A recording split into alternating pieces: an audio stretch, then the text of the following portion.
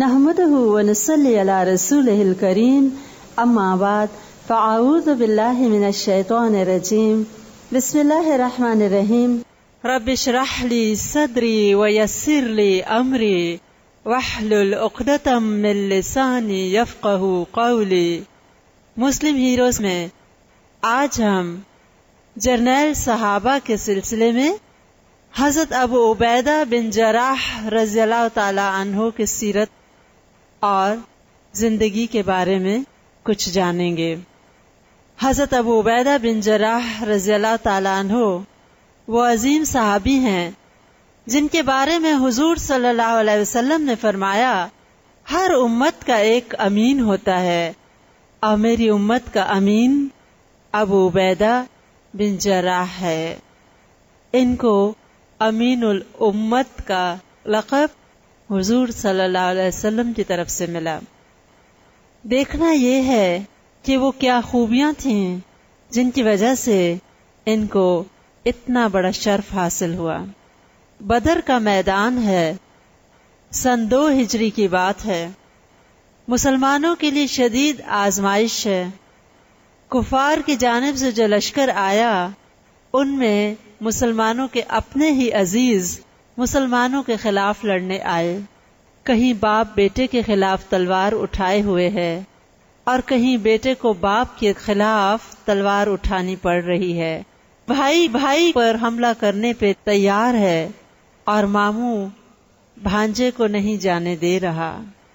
مسلمانوں کو ہر قربانی منظور تھی، صرف اور صرف اللہ کی رضا کی خاطر، کہ جن کو اللہ سے محبت ہو جاتی ہے تو ہر بات ہر چیز سیکنڈری۔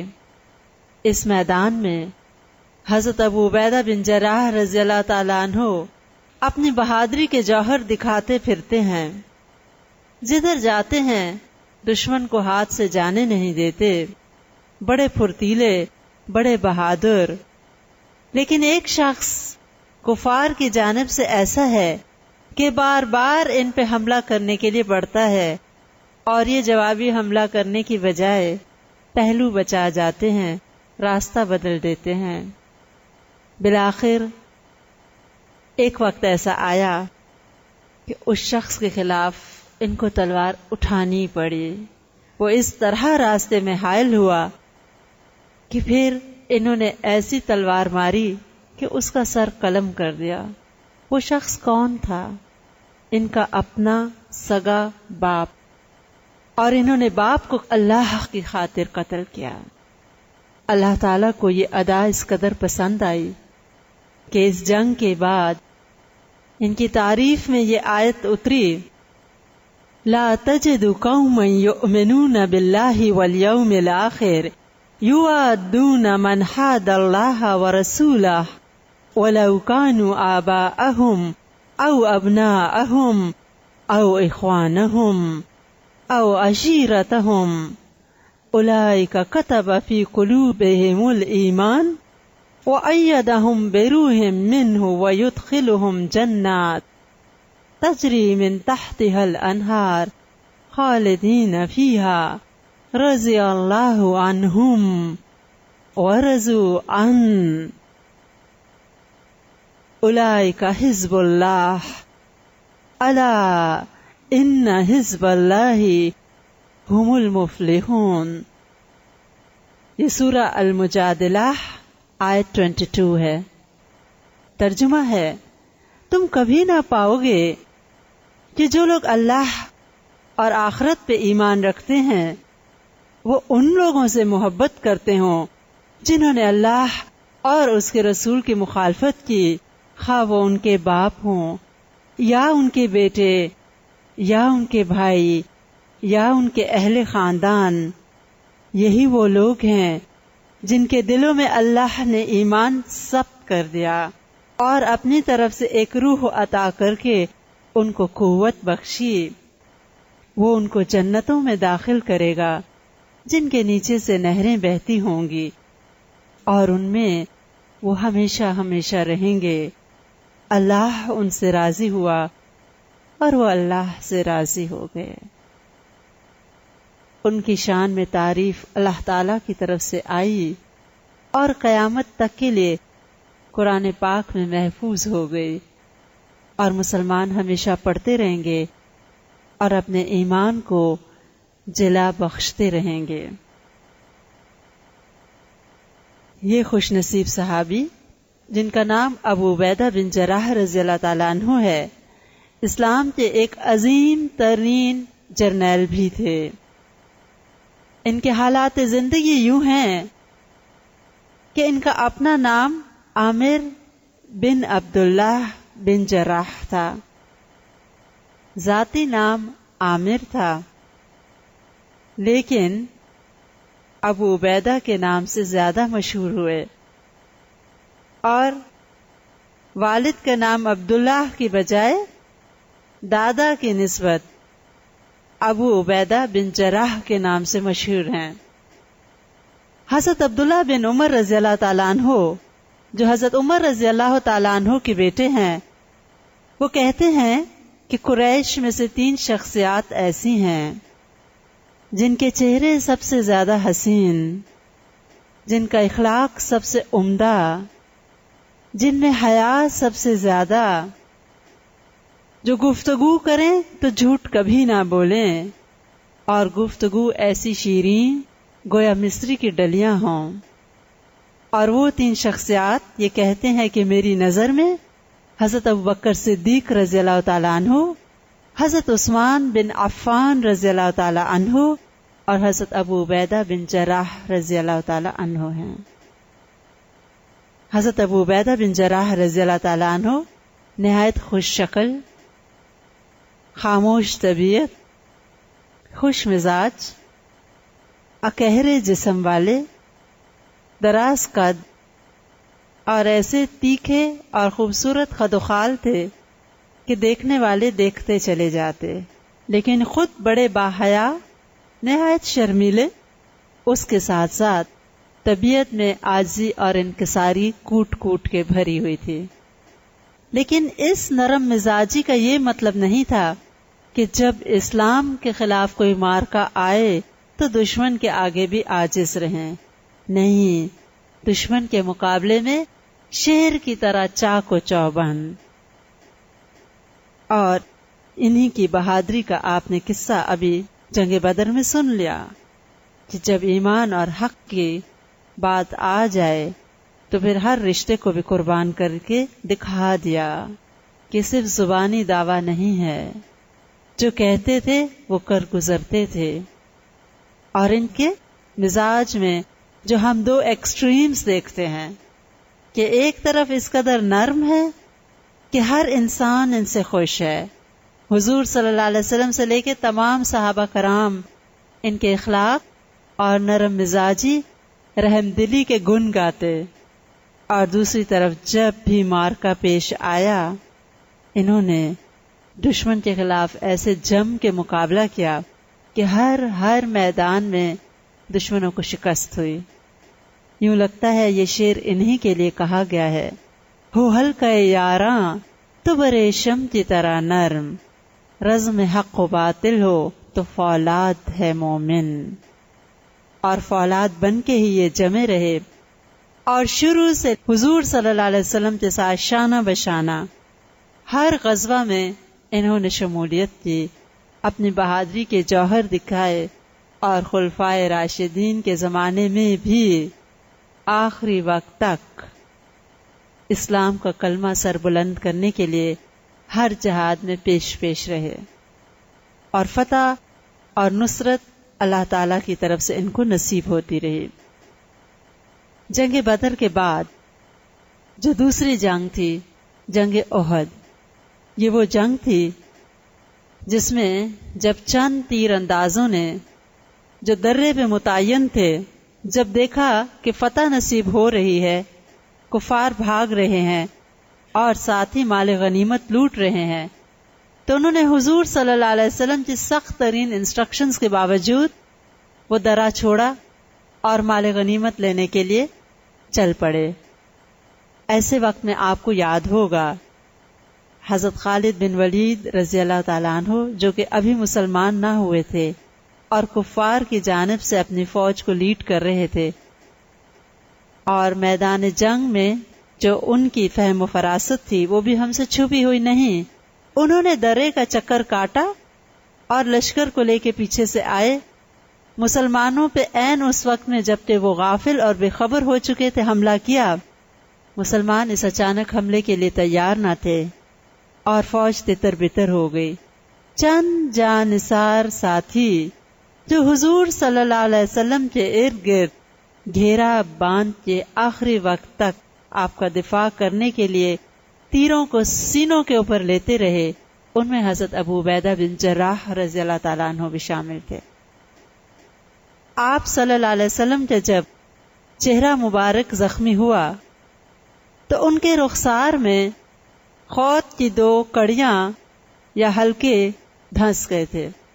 حضرت ابوبکر رضی اللہ تعالیٰ عنہ کہتے ہیں کہ میں فوراً لپکا کہ میں ان کو نکال دوں، لیکن مجھ سے پہلے ابو عبیدہ بن جراح رضی اللہ تعالیٰ عنہ نہایت سرعت سے نکلے اور انہوں نے اپنے ہاتھوں سے وہ کڑیاں نہ کھینچی کہ کہیں آپ صلی اللہ علیہ وسلم کو تکلیف نہ ہو، اور اپنے دانتوں سے انہوں نے ان کڑیوں کو کھینچا۔ ایک کڑی نکلی اور ان کا ایک دانت ٹوٹ گیا۔ اس کے باوجود انہوں نے پھر اپنے دانتوں سے دوسری کڑی کھینچی اور ان کا دوسرا دانت بھی ٹوٹ گیا۔ حضرت ابوبکر رضی اللہ تعالیٰ عنہ کہتے تھے کہ ان دانتوں کے ٹوٹنے سے ابو عبیدہ نہایت خوبصورت لگا کرتے تھے، کیونکہ وہ دانت حضور صلی اللہ علیہ وسلم کی محبت میں اپنے شہید کروائے تھے۔ غزوہ خندق اور بنو قریظہ کے واقعے میں ساتھ ساتھ رہے اور نمایاں حصہ لیا۔ 6 ہجری کو حضور صلی اللہ علیہ وسلم نے ابو عبیدہ بن جراح رضی اللہ تعالیٰ عنہ کو 40 سواروں کے ساتھ بنو سالبہ کی طرف بھیجا۔ بنو سالبہ یہ ایک گروہ تھا جو آتا اور مدینہ منورہ پہ آ کے غارت گری کرتا، لوٹ مار کرتا اور پھر واپس چلا جاتا۔ انہوں نے جب ان کو آتے دیکھا تو سب کے سب پہاڑوں میں چھپ گئے، اور صرف ایک آدمی ان کو ملا جس نے اسلام قبول کر لیا، اور جتنا ریوڑ بکریاں وغیرہ تھیں ان کو یہ ہانک کے مدینہ منورہ لے آئے۔ بیعت رضوان اور صلح حدیبیہ میں بھی شامل رہے۔ صلح حدیبیہ میں بطور گواہ دستخط بھی کیے انہوں نے۔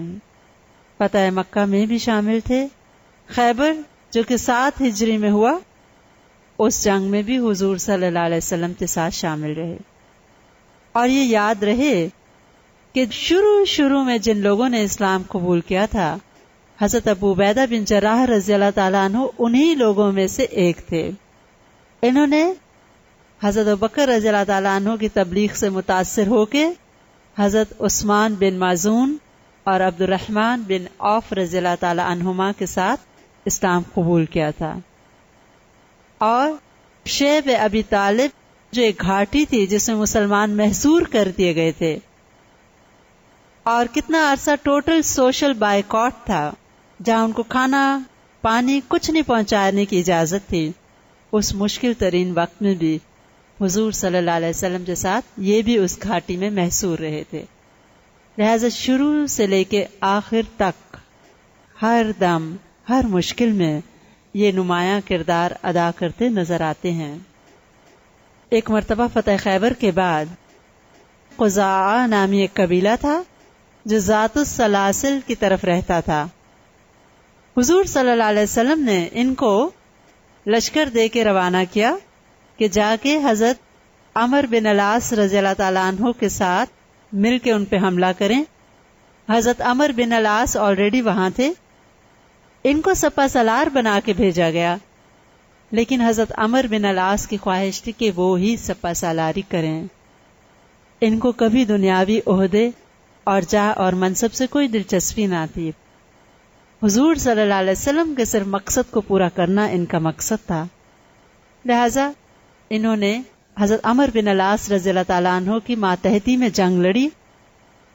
کامیابی سے جب لوٹے، حضور صلی اللہ علیہ وسلم کو جب ان کے اس بلند اخلاق کا پتہ چلا کہ انہوں نے ہر قسم کے اختلاف سے بچنے کے لیے ان کی ماتحتی بھی قبول کر لی، آپ صلی اللہ علیہ وسلم اس قدر خوش ہوئے، خوشنودی کا اظہار کرتے ہوئے فرمایا، اللہ ابو عبیدہ پہ رحمت فرما۔ ایک سریا تھا جسے سریۃ الخط یعنی پتوں والا سریا کہا جاتا ہے۔ سریا آپ کو معلوم ہوگا کیا ہوتا ہے؟ وہ جنگیں جن میں حضور صلی اللہ علیہ وسلم خود شامل نہ تھے لیکن آپ کے زمانے میں لڑی ہیں۔ سیف البحر کی طرف حضور صلی اللہ علیہ وسلم نے ایک چھوٹا سا لشکر روانہ کیا جس میں 300 صحابہ کرام تھے، ان میں حضرت جابر بن عبداللہ اور حضرت عمر رضی اللہ تعالیٰ عنہما بھی شامل تھے۔ ان سب پہ سپہ سالار حضرت ابو عبیدہ بن جراح رضی اللہ تعالیٰ عنہ کو مقرر فرمایا اور کہا کہ قریش کی نقل و حرکت پہ نظر رکھنے کے ساتھ ساتھ قبیلہ جہنیہ پہ بھی حملہ کیا جائے۔ تو جب یہ لشکر روانہ ہوا، آپ صلی اللہ علیہ وسلم نے ایک تھیلا کھجور کا تمام فوج کے لیے راشن کے طور پہ دیا۔ 300 سوار ہیں اور ایک تھیلا کھجور کا، لیکن یہ لوگ اللہ پہ توکل کرتے تھے لہذا نکل پڑے۔ روزانہ کا راشن ایک کھجور پر ہیڈ تھا، بس ایک کھجور پہ سارا دن سروائیو کرنا ہوتا تھا، اور ان کی امانت یہ تھی کہ جس طرح باقی لوگوں کو ایک کھجور دیتے خود بھی ایک ہی کھجور کھاتے تھے۔ لیکن بالآخر وہ ایک تھیلا کتنے دن چلتا؟ وہ تھیلا ختم ہو گیا۔ ہمت ہارنے والے تو یہ لوگ ہی نہ تھے، پتے کھا کھا کے اپنا سفر انہوں نے جاری رکھا، حتیٰ کہ کہتے تھے کہ ہمارے منہ میں پتے کھا کھا کے چھالے پڑ گئے۔ بالآخر جب بھی تنگی آتی ہے اور اللہ پہ مومن کا ایمان مضبوط ہوتا ہے، اللہ تعالیٰ غیب سے مدد فرماتے ہیں۔ بخاری کی روایت ہے کہ سمندر سے اچانک ایک دن ایک بہت ہی بڑی تودے جتنی، پہاڑ جتنی بڑی مچھلی آ کے ساحل سمندر پہ پڑ گئی۔ تمام صحابہ کرام خوش ہوئے، اللہ تعالیٰ کی مدد سمجھ کے اسے قبول کیا، اور وہ کہتے ہیں کہ ہم 18 دن اس مچھلی کا گوشت کھاتے رہے۔ آپ اس کا سائز سوچ لیں کہ لگتا ہے کہ کوئی ویل مچھلی نما چیز تھی کہ 300 بندے ہیں اور 18 دن روزانہ کھا رہے ہیں اور وہ مچھلی ختم نہیں ہوئی۔ اور وہ کہتے تھے کہ اس کا جو بونی کیج جو آپ کہہ لیں اتنی بڑی تھی کہ اگر ہم ایک ہڈی کو کھڑا کرتے تو اس کے نیچے سے ایک اونٹ گزر سکتا تھا۔ اللہ تعالیٰ کی تائید اور مدد آتی ہے ان کو جو اس کے راستے میں نکلتے ہیں۔ 9 ہجری میں اہل نجران نے معاہدہ کیا اور حضور صلی اللہ علیہ وسلم سے کہا کہ قرآن اور سنت کی تعلیم دینے کے لیے آپ ہمارے ہمراہ اپنے کسی صحابی کو بھیجیں۔ آپ صلی اللہ علیہ وسلم نے فرمایا، شام کو آنا، میں تمہارے ساتھ ایک ایسے شخص کو روانہ کروں گا جو امین ہے۔ تمام صحابہ کہتے ہیں ہمارے دل میں یہ شوق تھا کہ اللہ کرے ہمیں اس منصب کا اہل قرار دیا جائے۔ حضرت عمر رضی اللہ تعالیٰ عنہ کہتے ہیں کہ میں فوراً نماز کے لیے سب سے پہلے پہنچا، اور نماز کے بعد جب سلام پھیر کے حضور صلی اللہ علیہ وسلم نے نگاہ دوڑانی شروع کی تو میں اپنی گردن زیادہ سے زیادہ اونچی کرتا تھا کہ آپ کی نگاہ مجھ پہ پڑ جائے اور آپ مجھ کو چن لیں۔ لیکن آپ صلی اللہ علیہ وسلم نے حضرت ابو عبیدہ بن جراح رضی اللہ تعالیٰ عنہ کو چنا اور ان کے بارے میں فرمایا تھا، حق امین، حق امین، حق امین، یعنی میں تمہارے ساتھ جس امین شخص کو بھیجوں گا وہ کیسا ہے؟ 3 مرتبہ فرمایا حق امین۔ تو اس کے بعد امین الامت ان کا لقب ہو گیا۔ جب حضور صلی اللہ علیہ وسلم کا انتقال ہوا، خلافت کا مسئلہ اٹھا، اس وقت جب حضرت ابو بکر رضی اللہ تعالیٰ عنہ نے فرمایا کہ یہ عمر ہیں جن کے بارے میں حضور صلی اللہ علیہ وسلم نے کہا تھا کہ اللہ نے دین کو معزز کیا عمر کے ساتھ، اور یہ ابو عبیدہ بن جراح ہیں جن کے بارے میں حضور صلی اللہ علیہ وسلم نے فرمایا کہ امین الامت ہیں، تم لوگ ان دونوں میں سے جسے چاہو چن لو۔ لیکن حضرت ابو عبیدہ بن جراح رضی اللہ تعالیٰ عنہ نے بڑھ کے حضرت ابوبکر رضی اللہ تعالیٰ عنہ کے ہاتھ پہ بیعت کی، اور یوں یہ خلافت کا مسئلہ نہایت حسن خوبی کے ساتھ طے پایا، اور مسلمان ایک بہت بڑے انتشار اور جھگڑے سے بچ گئے۔ حضرت ابوبکر رضی اللہ تعالیٰ عنہ نے خلافت کا منصب سنبھالتے ہی شام کی جانب ایک لشکر روانہ کیا، اور اس لشکر کے 4 حصے کر کے 4 مختلف سپہ سالار مقرر کیے، اور حضرت ابو عبیدہ بن جراح رضی اللہ تعالیٰ عنہ کو سپہ سالار اعظم یعنی chief of the army staff بنا کے روانہ کر دیا۔ حضرت ابو عبیدہ بن جراح رضی اللہ تعالیٰ عنہ جب شام میں داخل ہوئے تو عیسائیوں کی تیاریاں، ان کے لشکر اور ان کے حملوں سے ان کو اندازہ ہوا کہ یہ موجودہ فوج جو ہے ناکافی ہے، لہٰذا انہوں نے حضرت ابوبکر رضی اللہ تعالیٰ عنہ سے کہا ہمیں مزید فوج بھیجی جائے۔ انہوں نے حضرت خالد بن ولید رضی اللہ تعالیٰ عنہ سے کہا، جو اس وقت عراق کی مہم پہ فائز تھے، انہیں کہا اپنا کوئی قائم مقام مقرر کر کے فوراً سے پیشتر شام کی جانب جاؤ اور حضرت ابو عبیدہ بن جراح رضی اللہ تعالیٰ عنہ کے ساتھ مل کے شامیوں کے خلاف جنگ لڑو۔ لہٰذا انہوں نے اپنی فتوحات کو وہیں چھوڑا اور ایک انتہائی خطرناک صحرا عبور کرتے ہوئے صرف 5 دنوں میں وہ شام کی طرف پہنچ گئے۔ یوں ان دونوں نے مل کے آگے مزید جنگیں لڑی اور مسلمانوں کو اللہ تعالیٰ نے قدم قدم پہ فتح نصیب کی۔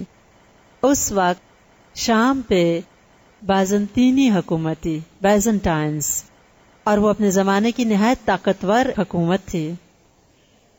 اب بھی اگر آپ اس حکومت کی چند یادگار عمارتیں اور ان کی مختلف چیزیں دیکھیں تو ان کی سکل اور ان کی ترقی پہ حیرت ہوتی ہے کہ 1400 سال پہلے وہ حکومتیں کس قدر ترقی یافتہ تھیں، تو اسی سے آپ ان کی فوجی قوت کا بھی اندازہ کر سکتے ہیں کہ وہ کتنے زیادہ ویل ایکوپڈ، آرگنائزڈ اور ٹرینڈ تھے۔ ان کے ساتھ جنگ لڑنا کوئی مذاق نہ تھا، لیکن ان لوگوں کو تو کوئی چیز روک نہ سکتی تھی۔ ایمان کی قوت ایسی تھی کہ کسی سے نہ ڈرتے تھے سوائے اللہ کی ذات کے، اور جو لوگ اللہ کے سوا کسی سے نہیں ڈرتے، دنیا ان سے ڈرتی ہے۔ دمشق کی ایک جانب حضرت خالد بن ولید رضی اللہ تعالیٰ عنہ اپنی فوج کے ساتھ تھے، اور دوسری جانب حضرت ابو عبیدہ بن جراح رضی اللہ تعالیٰ عنہ اپنی فوج کے ساتھ محاصرہ کیے ہوئے کھڑے تھے۔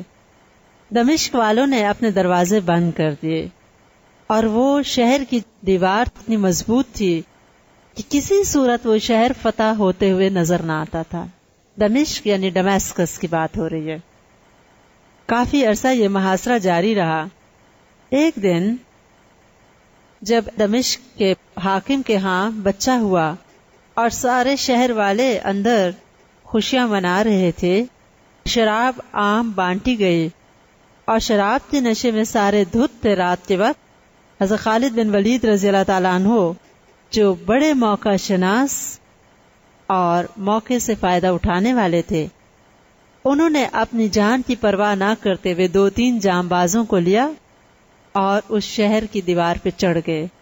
وہاں کے محافظوں سے لڑتے لڑتے انہوں نے شہر کا دروازہ کھول دیا۔ جب دروازہ کھلا، اس طرف کی ساری فوج اندر داخل ہو گئی۔ یہ تو فاتحین بن کے انٹر ہوئے تھے۔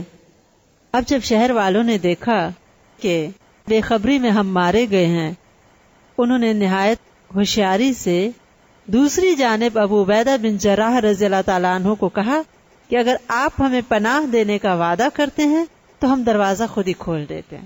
ان کو کوئی خبر نہ تھی کہ اس طرف سے اسلامی فوجیں داخل ہو چکی ہیں۔ حضرت ابو عبیدہ بن جراح رضی اللہ تعالیٰ عنہ نے ان کو پناہ دے دی۔ اب آپ وہ سین امیجن کریں، ایک طرف سے مسلمان فاتحین بن کے آ رہے ہیں حضرت خالد بن ولید رضی اللہ تعالیٰ عنہ کی طرف سے، اور شہر کی دوسری طرف سے حضرت ابو عبیدہ بن جراح رضی اللہ تعالیٰ عنہ اپنی فوج کے ساتھ امن اور امان کا وعدہ دیتے ہوئے داخل ہو گئے۔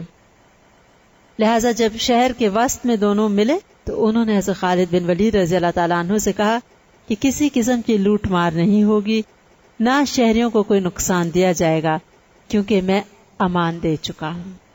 اور اسلام میں یہ قانون ہے کہ اگر ایک مسلمان پناہ کا وعدہ دے دے اور امان دے دے تو باقی سارے اس کو اوبے کرتے ہیں۔ اسی لیے مورخین میں اختلاف ہے کہ فاتح دمشق کون تھے، حضرت خالد بن ولید رضی اللہ تعالیٰ عنہ یا حضرت ابو عبیدہ بن جراح رضی اللہ تعالیٰ عنہ۔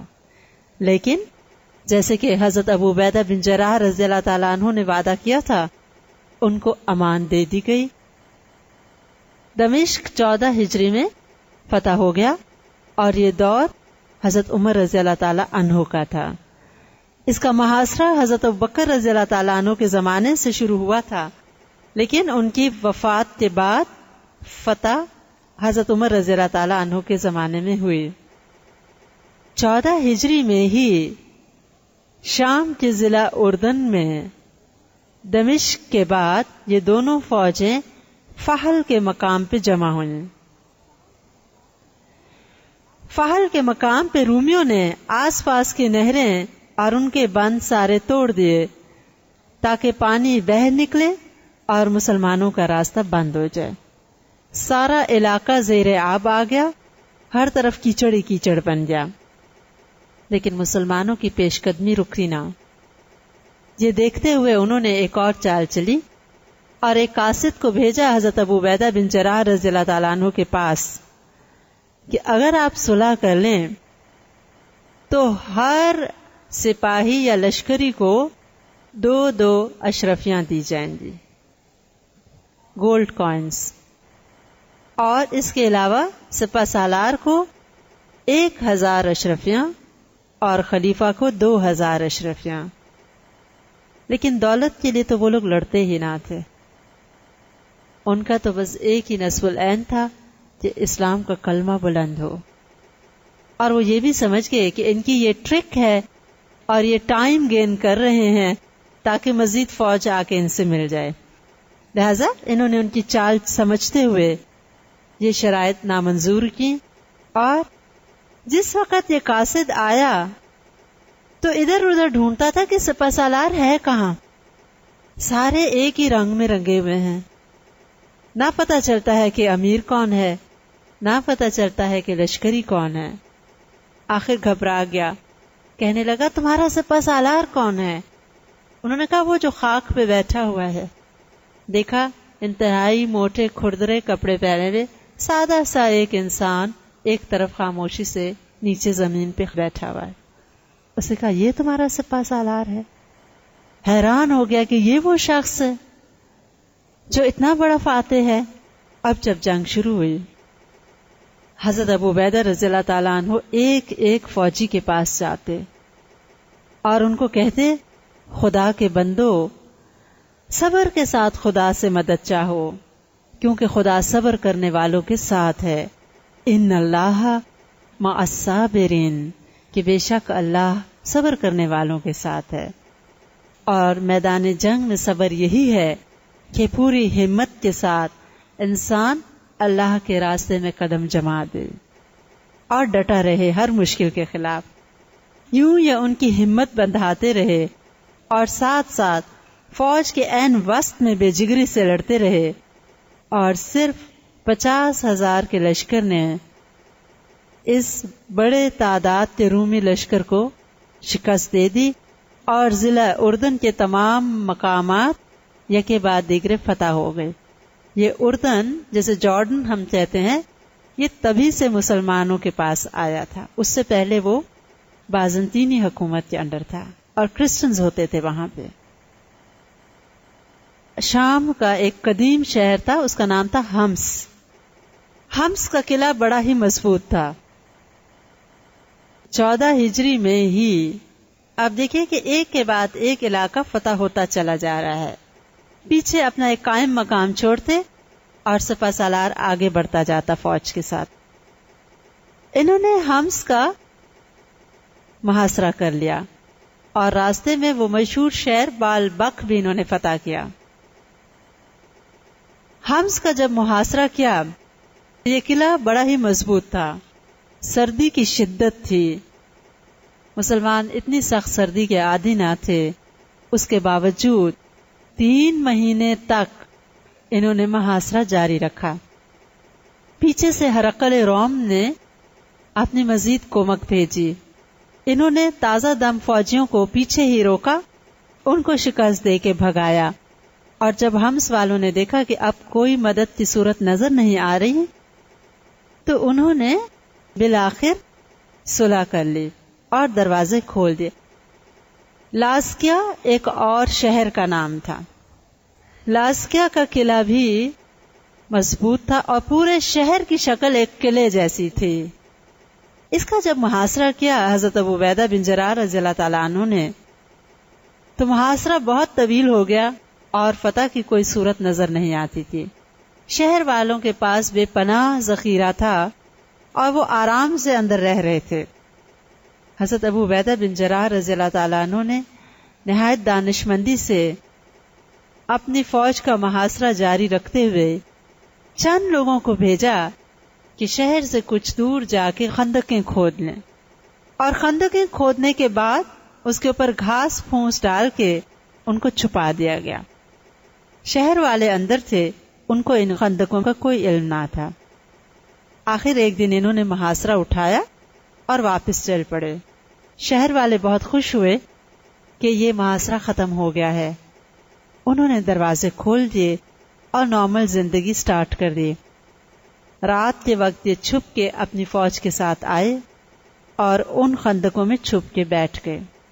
صبح کے وقت جب شہر والوں نے دروازہ کھولا، عام مصروفیت میں تھے، عین اس بے خبری کے عالم میں یہ پوری فوج اندر داخل ہو گئی اور نہایت آسانی سے یہ شہر فتح ہو گیا۔ تو مومن ہمت اور بہادری کے ساتھ ساتھ تدبیر سے بھی کام لیتا ہے۔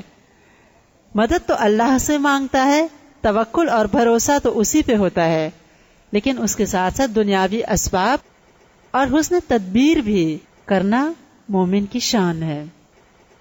اور آج کے جدید دور میں بھی محاذ جنگ میں خندقیں کھودنا مورچہ بندی کے لیے بہت مفید تصور کیا جاتا ہے، اور اس کا آغاز یاد رہے کرنے والے حضرت ابو عبیدہ بن جراح رضی اللہ تعالیٰ عنہ ہیں۔ اگلی جنگ جو لڑی گئی اور بہت ہی مشہور جنگ ہے، جنگ یرموک۔ جنگ یرموک وہ جنگ ہے جس میں ہرقل روم نے پوری طرح توجہ دی، کیونکہ عیسائیوں کو پے در پے شکست ہو رہی تھی۔ وہ روتے اور فریادیں لیتے ہوئے ہرقل روم کے پاس گئے کہ اگر اسی طرح مسلمانوں کو فتح ملتی رہی تو ہمیں خطرہ سارا شام ہاتھ سے نہ نکل جائے۔ اب ہرقل روم نے خود رعایا سے اپیل کی کہ ہر کوئی بڑھ چڑھ کے نکلے اور اس جنگ میں حصہ لے۔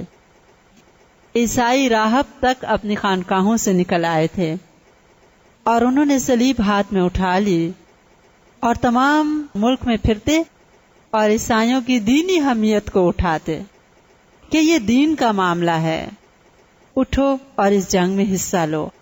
ہوتے ہوتے کہا جاتا ہے 2 سے 2.5 لاکھ تک رومیوں کی فوج ہو گئی، اور چونکہ یہ دریائے یرموک کے کنارے جنگ لڑی گئی، اس لیے اس جنگ کو جنگ یرموک کہا جاتا ہے۔ اس جنگ میں حضرت خالد بن ولید رضی اللہ تعالیٰ عنہ نے کہا کہ ایک دن سپہ سالاری میں کروں گا، ایک دن آپ کریں گے، اور باقی 2 دن جو باقی سپہ سالار تھے وہ باری باری کریں گے، کیونکہ اس جنگ میں جو شدت تھی یہ یقین نہ تھا کہ ایک دن میں اس جنگ کا فیصلہ ہو جائے گا۔ حضرت ابو عبیدہ بن جراح رضی اللہ تعالیٰ عنہ جو کہ کبھی بھی جاہ و منصب کے لیے نہ لڑا کرتے تھے، انہوں نے ان کی ماتحتی قبول کر لی، کیونکہ مومن کس کے لیے لڑتا ہے؟ صرف اللہ کی رضا کے لیے لڑتا ہے۔ نہ مال غنیمت نہ کشور کشائی، شہادت ہے مطلوب و مقصود مومن۔ لہذا یہ جنگ شروع ہوئی۔ جنگ نہایت شدید اور ہولناک تھی۔ ہر طرف لاشوں کے ڈھیر لگنے شروع ہو گئے، پیچھے دریا اور دوسری جانب پہاڑ، کوئی فرار کا راستہ بھی نہ تھا۔ مسلمانوں پہ ایک وقت ایسا آیا ایک جانب دباؤ بڑھنا شروع ہو گیا۔ ایسے میں ایک نوجوان مسلمان حضرت ابو عبیدہ بن جراح رضی اللہ تعالیٰ عنہ کے پاس آیا اور کہنے لگا، میں نے یہ عہد کیا کہ اتنا لڑوں گا کہ شہادت پا لوں گا، لہٰذا آپ کو حضور صلی اللہ علیہ وسلم کے لیے کوئی پیغام دینا ہو تو دے دیجئے، میں شہادت کے بعد ان کو دے دوں گا۔ اتنا یقین تھا۔ اور حضرت ابو عبیدہ بن جراح رضی اللہ تعالیٰ عنہ نے کہا کہ میری جانب سے حضور صلی اللہ علیہ وسلم کو کہنا کہ جو آپ نے وعدے کیے تھے ہم سے وہ سارے پورے ہو گئے۔ اور وہی ہوا، یہ نوجوان اس بے جگری سے لڑے کہ بالآخر شہادت نوش فرمائی۔ بانگ درا میں علامہ اقبال نے اس سارے واقعے کو یوں بیان کیا ہے، صف بستہ تھے عرب کے جوانان تیغ بند، تھے منتظر حنا کی عروس زمین شام، ایک نوجواں صورت سیما بے مسترب، آ کر ہوا امیر عساکر سے ہم کلام، اے ابو عبیدہ رخصت پیکار دے مجھے، لبریز ہو گیا میرے صبر و سکون کا جام، بےتاب ہو رہا ہوں فراق رسول میں صلی اللہ علیہ وسلم، ایک دم کی زندگی بھی محبت میں ہے حرام، جاتا ہوں میں حضور رسالت پناہ میں، لے جاؤں گا خوشی سے اگر ہو کوئی پیام، یہ ذوق و شوق دیکھ کے پرنم ہوئی وہ آنکھ، جس کی نگاہ تھی صفت تیغے بے نیام، بولا امیر فوج کہ وہ نوجواں ہے تو، پیروں پہ تیرے عشق کا واجب ہے احترام، پوری کرے خدائے محمد تیری مراد، کتنا بلند تیری محبت کا ہے مقام، پہنچے جو بارگاہ رسول امی میں تو، کرنا یہ عرض میری طرف سے پس از سلام، ہم پہ کرم کیا ہے خدائے غفور نے، پورے ہوئے جو وعدے کیے تھے حضور نے۔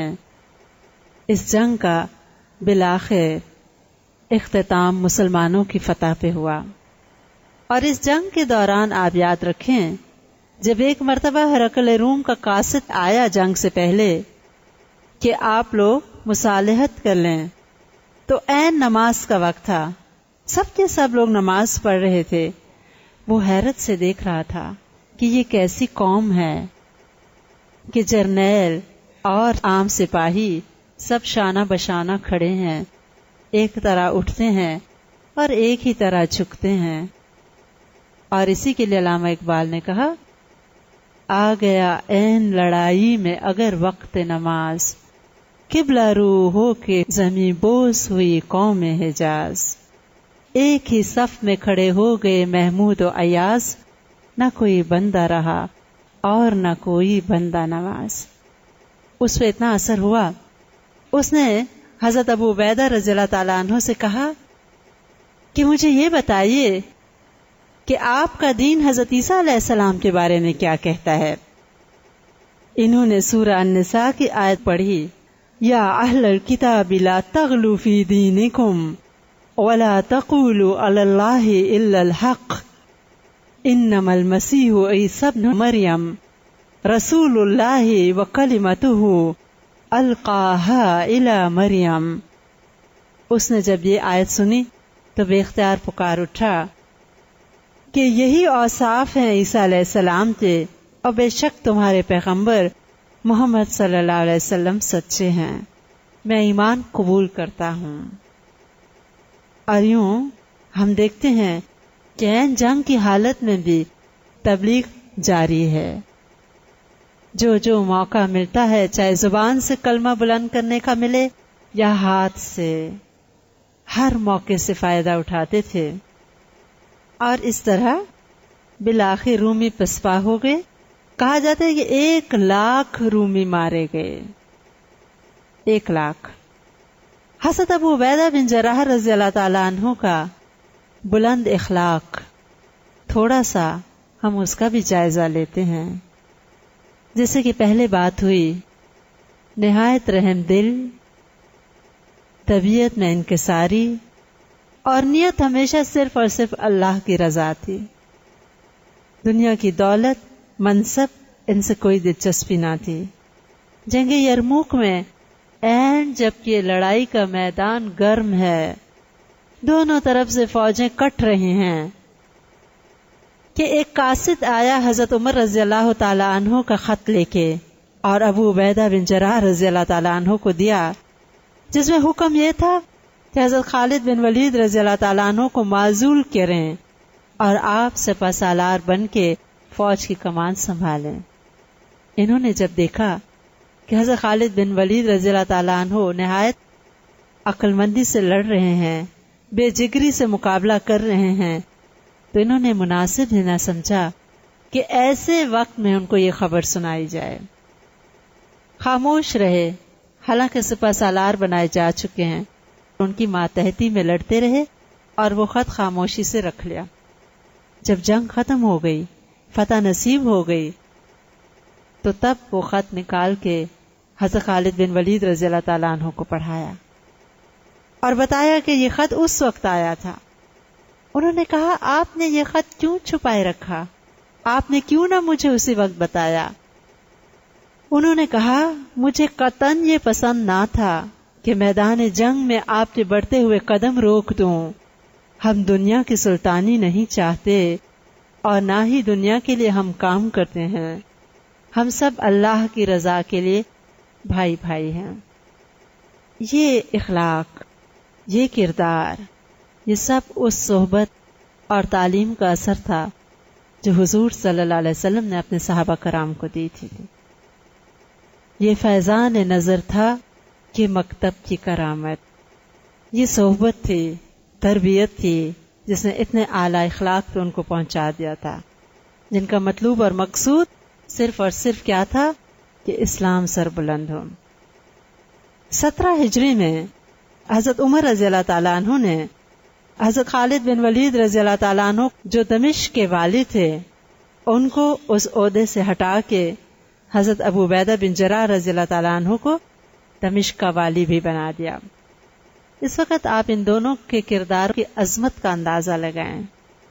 ایک چارج دے رہا ہے، ایک چارج ٹیک اوور کر رہا ہے، اور ان کا ڈائلاگ دیکھیے۔ حضرت خالد بن ولید رضی اللہ تعالیٰ عنہ دمشق سے جاتے ہوئے لوگوں کو کہتے ہیں کہ لوگوں، تم لوگ خوش نصیب ہو، تم پہ امین الامت حکمران بنائے گئے ہیں۔ اور ابو عبیدہ رضی اللہ تعالیٰ عنہ کہتے ہیں کہ خالد خدا کی تلواروں میں سے ایک تلوار ہے، نہ کوئی آپس میں حسد، نہ کوئی رقابت، نہ کوئی بڑائی اور کم عہدے کا افسوس۔ دونوں کے کیریکٹرز عظیم، دونوں عظیم جنرلز۔ بیت المقدس جب فتح ہوا اور عیسائیوں نے کہا تھا کہ ہم چابیاں صرف خلیفہ وقت کے ہاتھ میں دیں گے، جب حضرت عمر رضی اللہ تعالیٰ عنہ آئے تو کہا، میرا بھائی کدھر ہے؟ لوگوں نے تعجب سے پوچھا، بھائی کون؟ کہا، ابو عبیدہ۔ اس قدر حضرت عمر رضی اللہ تعالیٰ عنہ محبت کرتے تھے اور ان کو میرا بھائی کہتے ہوئے ان کے ساتھ لپٹ گئے۔ اور وجہ کیا تھی کہ حضرت عمر رضی اللہ تعالیٰ عنہ جیسے محاسبہ رکھنے والے حکمران اور خلیفہ ان کو اس محبت سے ملتے ہیں، ان کا اپنا ذاتی کردار۔ چونکہ حضرت عمر رضی اللہ تعالیٰ عنہ نے دیکھا شام کے سفر میں جتنے مسلمان افسر ہیں نہایت قیمتی لباس پہنے ہوئے ہیں، اور ابو عبیدہ رضی اللہ تعالیٰ عنہ کا وہی موٹا کھردرا لباس، سادہ، اونٹ کی نکیل کی رسی انتہائی معمولی، اور اسی عاجزی سے کھڑے ہیں جیسے حضور صلی اللہ علیہ وسلم کی زندگی میں تھے۔ حضرت عمر رضی اللہ تعالیٰ عنہ ان کے گھر گئے تو دیکھا گھر میں ایک تلوار ہے، ایک ڈھال ہے، ایک زرہ ہے اور ایک اونٹ پہ ڈالنے والا پالان۔ کہا، ابو عبیدہ یہ کیا؟ بس یہی کچھ؟ انہوں نے کہا، جیسی زندگی میں حضور صلی اللہ علیہ وسلم کے ساتھ گزارتا تھا، میں ویسی ہی زندگی آخر وقت تک گزاروں گا تاکہ آخرت کی آسائشیں مجھ کو میسر ہوں۔ پھر انہوں نے کہا، ابو عبیدہ ہماری دعوت نہ کرو گے؟ سوکھی روٹی کے ٹکڑے لا کے ان کے سامنے رکھے اور کہا، میں تو یہی بھگو کے کھاتا ہوں، آپ بھی یہی میرے ساتھ کھا لیجئے۔ اندازہ کریں شام جو اس وقت حکمران ہیں اور اس قدر عظیم فاتح ہیں، اسی لیے حضرت عمر رضی اللہ تعالیٰ عنہ ان کی قدر کرتے تھے، اور انہی کے مشورے پہ حضرت عمر رضی اللہ تعالیٰ عنہ نے جتنے حکومت کے عمال تھے ان کے زیادہ وظائف رکھے تاکہ وہ لوگ رشوت نہ لیں، اور مشورہ حضرت ابو عبیدہ بن جراح رضی اللہ تعالیٰ عنہ نے دیا تھا، اور اپنا یہ حال تھا کہ جو کچھ ملتا تھا اللہ کے راستے میں تقسیم، یہ نہیں کہ غریب تھے، ان کی اپنی آمدنیاں بھی ہوتی تھی، ان کو بیت المال سے بھی وظائف ملتے تھے۔ حضرت عمر رضی اللہ تعالیٰ عنہ نے ان کو ٹیسٹ کرنے کے لیے ایک مرتبہ ایک قاصد کے ہاتھ 400 دینار بھیجے اور 4000 درہم بھیجے، کافی بڑی رقم بنتی ہے، اور قاصد کو کہا کہ صرف دیکھنا کہ وہ اس رقم کے ساتھ کیا کرتے ہیں۔ قاصد کے سامنے انہوں نے ساری رقم فی سبیل اللہ دے دی۔ حضرت عمر رضی اللہ تعالیٰ عنہ نے سنا تو کہا شکر ہے اللہ کا کہ اسلام میں ایسے لوگ بھی داخل ہوئے، کیونکہ یہی لوگ اسلام کے محل کی بنیادیں بنے اور شروع سے آخر تک اپنے کردار میں پختگی کے ساتھ قائم رہے۔ جہاں جہاں یہ جاتے حسن اخلاق کے ساتھ لوگوں کو گرویدہ کر لیتے۔ جنگ یرموک کے لیے چونکہ مقابلہ سخت تھا، لہذا دمشق کے بعد جو علاقے فتح ہوئے تھے انہوں نے ہر علاقے سے جو فوجیں متعین کی تھی ان کو بلوا لیا اور عیسائیوں کو جزیہ واپس دے دیا کہ چونکہ ہم یہ جزیہ تمہاری حفاظت کے لیے لیتے تھے اور اب حفاظت کر نہیں سک رہے، لہذا تم لوگ اپنی رقم واپس لے لو۔ وہ عیسائی روتے تھے اور کہتے تھے خدا تم لوگوں کو واپس لائے، اور یہ تاریخی حقیقت ہے۔ حالانکہ مسلمانوں کے خلاف عیسائی لڑ رہے ہیں، لیکن وہ عیسائی جو مسلمانوں کے ساتھ رہ گئے تھے وہ دعائیں کرتے تھے کہ اللہ ان کو فتح دے اور یہ واپس آئیں، نہ کہ عیسائی پھر ہم پہ حکمران بنے۔ حالانکہ تاریخ گواہ ہے کہ بڑے بڑے فاتحین خونی کارناموں کے ساتھ یاد کیے جاتے ہیں، نپولین بوناپارٹ ہو، ہلاکو خان ہو، یا چنگیز خان ہو، یا ہٹلر ہو، ان سب کے ساتھ ایسی باتیں بھی وابستہ ہیں جو طبیعت پہ بوجھ ڈال دیتی ہیں، لیکن حضرت ابو عبیدہ رضی اللہ تعالیٰ عنہ ایسے جنرل ہیں کہ ساتھ ساتھ فتح ہو رہی ہے اور ساتھ ساتھ لوگ حسن و اخلاق کے قصیدے پڑھتے جا رہے ہیں۔ اپنی فوج میں جو ان کے نیچے ماتحت تھے وہ ان کے اخلاق کے گرویدہ تھے، اور کوئی حکم ان کا ایسا نہیں ہوتا تھا جو نہ مانا جائے۔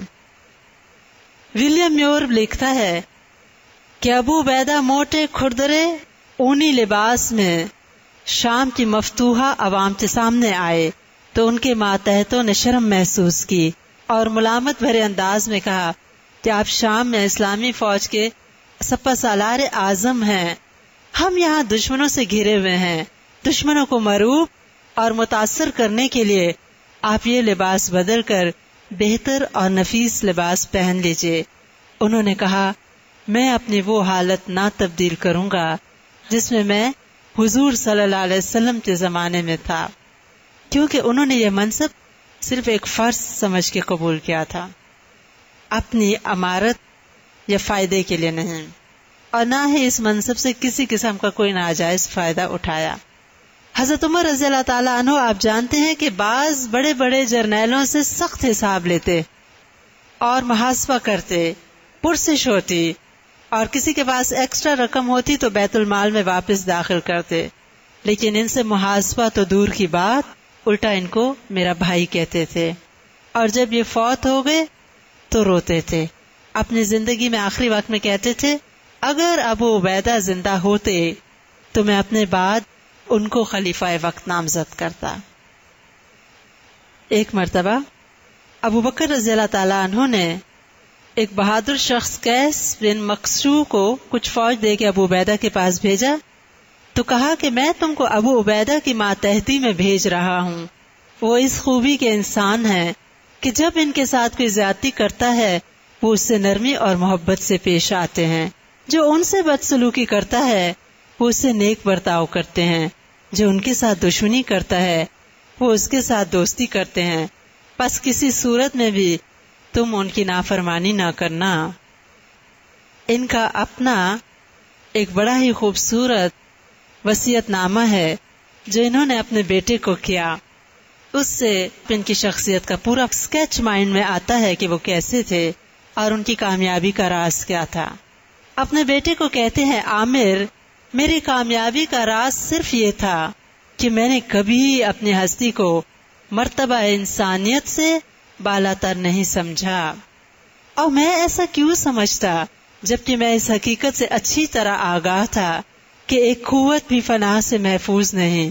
اگر میں اس قابلیت اور اعلیٰ دماغی پہ ناز کرتا تو اس سے بڑھ کے کون سا جرم ہو سکتا تھا، کیونکہ میں اس بات سے ناواقف نہیں کہ ایک معمولی مرض میرے تفکر اور تدبر کا خاتمہ کر سکتا ہے۔ میری قوت گویائی اور میرا عزم و استقلال ایک ایسی نعمت ہے جو چند لمحوں میں مجھ سے واپس لی جا سکتی ہے۔ سب سے بڑھ کے خود میری زندگی فانی ہے، جس کی مصروفیت نے مجھے شہرۂ آفاق بنا دیا، وہ بھی زوال اور فنا سے محفوظ نہیں۔ میں ہمیشہ عالم بیداری میں موت کو اپنی نگاہوں کے سامنے رکھتا تھا اور سوتے وقت اپنی موت کو اپنے سرہانے رکھ کے سوتا تھا، جس کی وجہ سے گھمنڈ، تکبر، تصنع اور انانیت نے میرے محسوسات پہ اقتدار حاصل نہیں کیا۔